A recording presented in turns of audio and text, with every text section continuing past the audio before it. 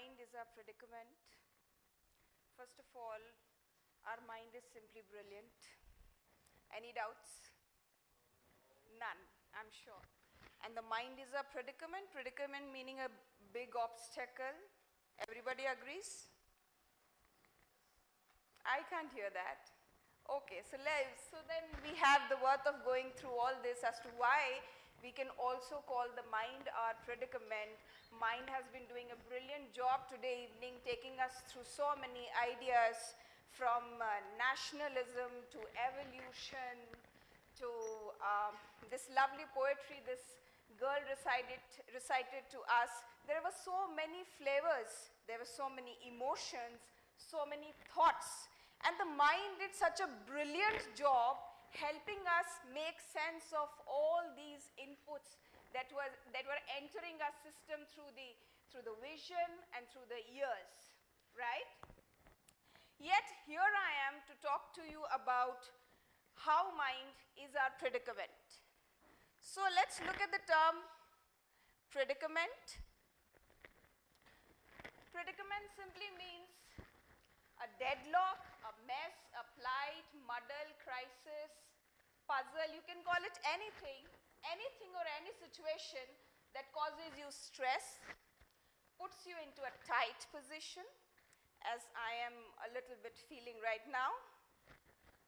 It increases your cognitive load, mentally and emotionally. If we simply call a predicament to be an obstacle, friends, obstacles are small, obstacles are big, speed breakers are small, speed breakers are big, right? So when I had to choose my outfit for the evening, I had a tiny little predicament. We all ladies have, ye saadi pehnu ki ye saadi pehnu, which shawl is going to match, which shoes are going to match. This is a tiny little predicament. And my grandmother, she has the predicament. She has been ill for a long time, has multiple complications. And her predicament is, when you have to die ultimately, then why go through this hell called life? Her predicament is more existential in nature, right? So predicaments are a part and parcel of life. These are mental thoughts, emotions, stuck somewhere deep into our consciousness. Maybe we haven't left them. Time moved on, we moved on, situations changed, but yes, they existed. Some in some manner, some in some another manner. Coming further,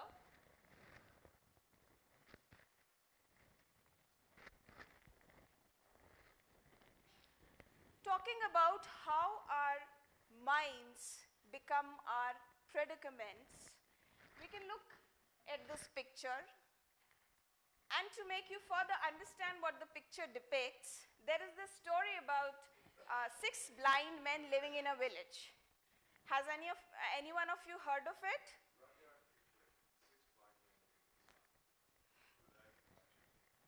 Ji sir. So there are 6 blind men in a village, and once what happens, an elephant comes to that village. So the villagers decide to take those 6 blind men to the elephant to make them have a feel and experience of what the elephant is like. So when the first one touches the elephant, he says, I think the elephant looks like a pillar. The second one says, oh my God, you must be wrong. I think the elephant is like a rope. The third one said, probably had the tail of the elephant in his hand. The third one said, I think the elephant is like the bark of a tree. The fourth one said, the elephant is like a large hand fan. He had probably the ears of the elephant in his hands. The fifth one said, I think you all are wrong. The elephant is actually like a wall. He was touching the belly of the elephant. The sixth one said, Nana, I think the elephant is like a strong pipe. So friends, the question is, who amongst the 6 men was wrong? Who amongst the 6 men was right? Everybody? You think everybody was right? Was anyone able to say that it is the elephant? Yet we say they all were right? How? This is the catch. The catch is that we all have sensory organs, the 5 sensory organs. They help us perceive the world around us. The way we perceive the world becomes our reality. Our experience is our reality, and the mind believes that whatever it is experiencing is the total reality. There's the subjective reality. They all have their own subjective reality. For one, the elephant is the pillar. So it is fixed, it is pillar. The other 5 men cannot convince him otherwise. Can they? Of course not. He has his own experience. So friends, we all are like these 6 blind men. We only live by our own subjective realities. We cannot experience reality in totality because we haven't been designed to do so. My mind has its limitations, but the mind is not ready to accept that it has limitations because the mind is actually brilliant. When we can reach the moon and we can reach the Mars, and when we can clone, why question your own capabilities? Why question your very reality? Yes? Everybody agrees? Okay. So now that we understand we have our subjective reality and the total reality, and how the mind is making us believe that the subjective reality is the total reality. Now the mind loves its reality. And we love our minds. Our minds give us our identity. My mind tells me who I am. I am Dr. Hemlata Joshi, professor of psychology in Jodhpur, born somewhere. My mind tells me who I am. It gives me my reality. So obviously my mind gives me my identity. So day in and out, every moment, we are living with this mind, and yes, with our subjective realities. Now, we have this interesting figure, and I'm sure many of us can identify with this. We have so many roundabout traffic jams in Jodhpur, right? Yes. So what happens on crossroads? I have used this picture to simply depict what happens when human interactions take place. I and my son, me and my husband, my mother-in-law and me, my bhabhi and me, my nanand and me, yeah. Then we have neighbors, we have colleagues, we have friends, and yes, we all have our subjective realities. With that subjective reality, what happens? We drive into life. We drive into interpersonal situations, believing that we are right, believing that our needs are more important because we are egocentric in nature. We love our mind, we are the center of the universe, aham brahmasmi. I am the best. Happens? Yes? And we all want to believe, yes, aham brahmasmi. Bas koi keh de, endorse ho jayega. Yes, the mind has the tendency, the mind has the nature.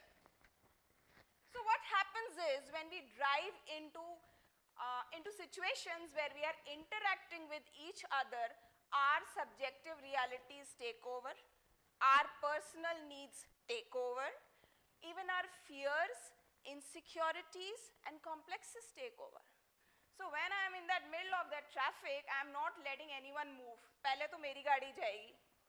I don't care if you are in a hurry, you are in a hurry. I have my goal to reach, right? But yes, just as I am in a hurry, the other one is in a hurry. Just as I have my needs and realities, the other has the same. But do we realize when we are interacting in that situation? I'm sure we don't. Yes? Here's the catch. How the mind can play with us. There are certain other patterns of the mind we could further understand. wants control. So first of all, I love my mind. My mind has its reality. It believes everything is in its control. It wants things in its control. Is control important? What if we did not have control over things? Would we be able to organize such a lovely event here? I'm sure we wouldn't be. But then what's the harm in mind wanting to control? I'm saying, no, this is not done. So can anyone think of why I am saying this?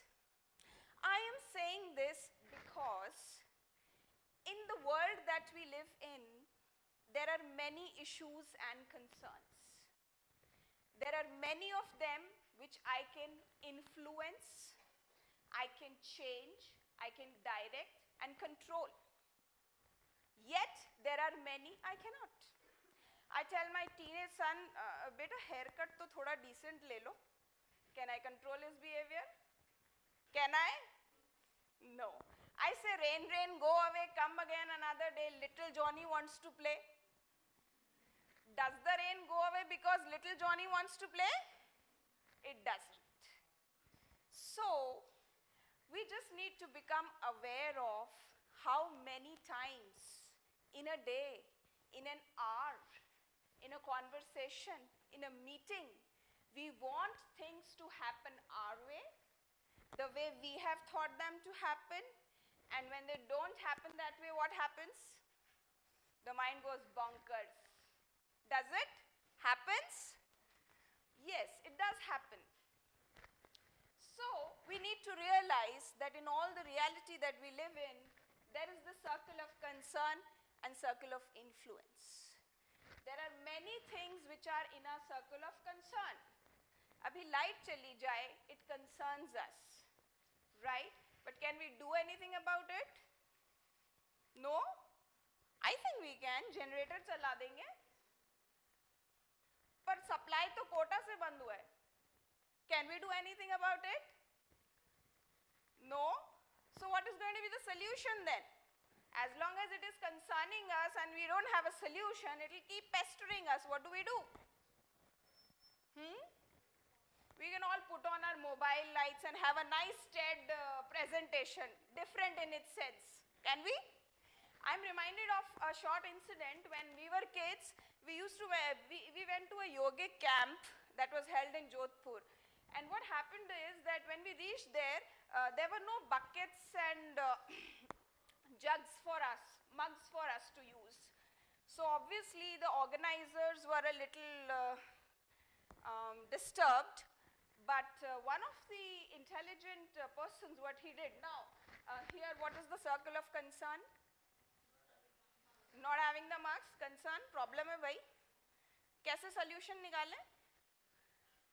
Unhone kya kiya? What he did, he connected a pipe to the tap, made all the kids sit in a line and started the pipe.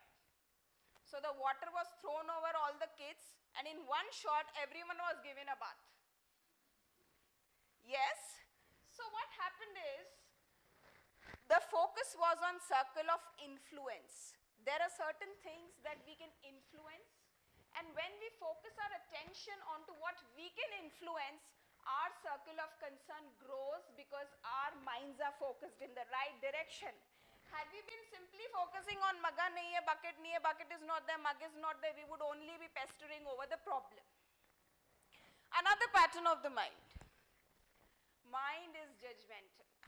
Parth sir said ki, Mama judged me and I'm here sir, it's same pinch. She judges me till today. So mind is judgmental, so it's very natural to judge. Is there anything wrong with judging? Nothing wrong? Judgment to banta hai bhai, ye sahi hai, wo galat hai. Okay. Can anyone think of the negative impact of judging? I mean, does it have any... Hanji? Comparison. Okay, correct. Anything else?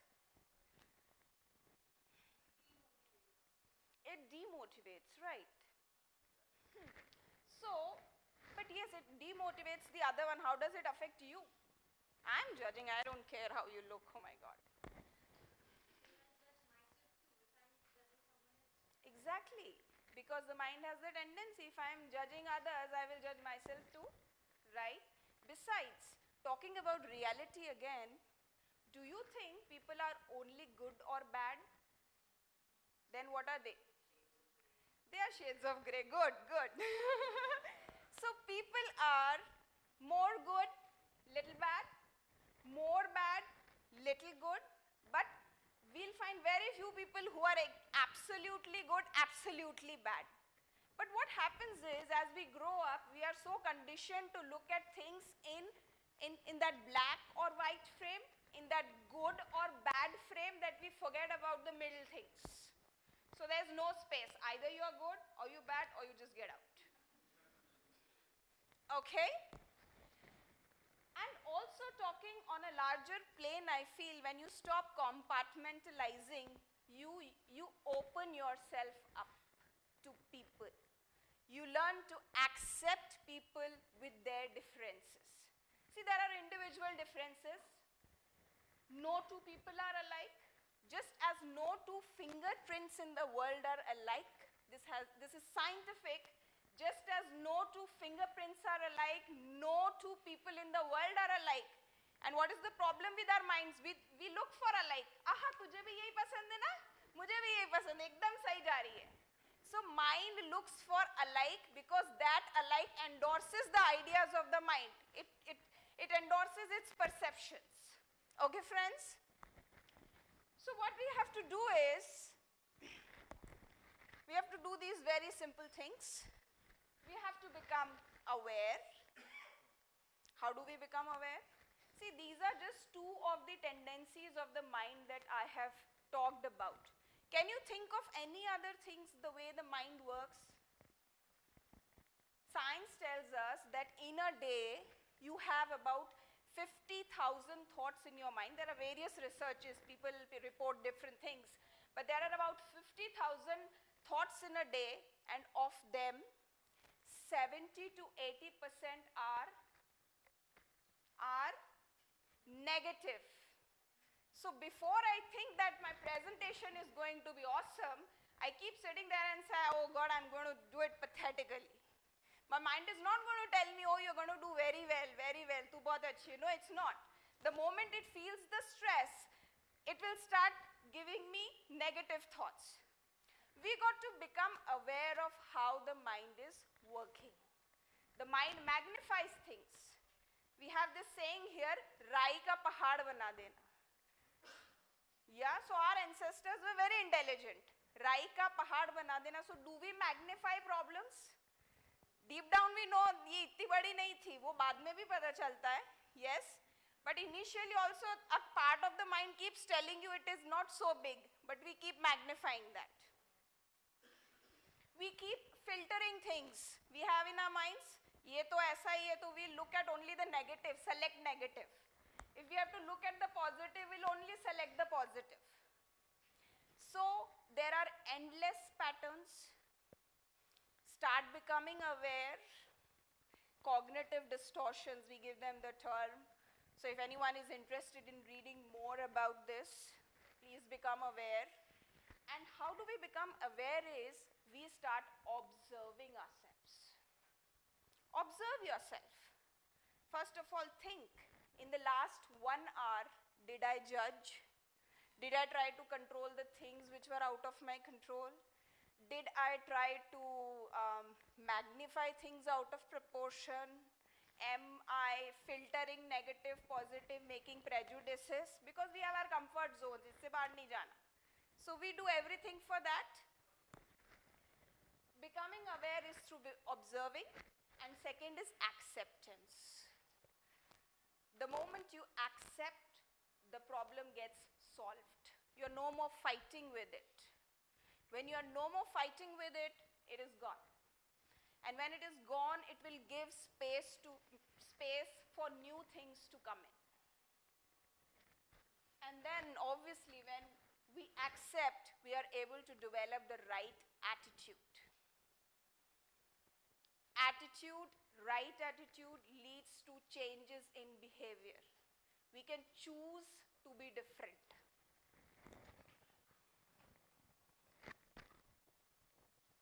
you got to mind it very properly.